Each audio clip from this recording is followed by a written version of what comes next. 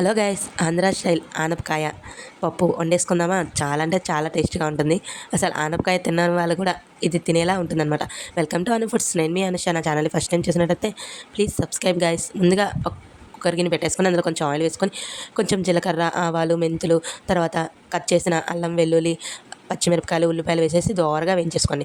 తర్వాత ఒక చిన్నపాటి టమోటాను కూడా వేసుకొని దగ్గరగా వేయించేసుకొని కొంచెం ఉప్పు మాత్రం వేయకండి. సో కొంచెం పసుపు వేసి వేయించేసుకొని తర్వాత మనం పక్కన పెట్టేసుకున్న కందిపప్పును కూడా వేసేసుకొని దగ్గరగా కలుపుకొని కొంచెం సేపు వేగిన తర్వాత మనం పక్కన పెట్టుకున్న ఆనపకాయ ముక్కల్ని పెట్టేసుకొని దానికి తగినన్ని వాటర్ వేసేసుకొని ఒక 3 విజిల్స్ పెట్టేసుకోవాలి. మీకు ఇంకా మెత్తగా కావాలంటే 4-5 విజిల్స్ పెట్టేసుకొని కొంచెం ముక్కలా కావాలంటే 3 విజిల్స్ సరిపోతాయి. తర్వాత దానిలో కొంచెం సాల్ట్, ధనియాల పొడి, కారం వేసేసుకొని దగ్గరగా మగ్గించుకుంటే ఎంతో టేస్టీ అయినా.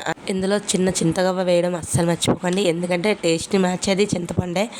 సో చాలా అంటే చాలా బాగుంటుంది రెసిపీ. ఒకసారి ట్రై చేయండి. Thank you for watching.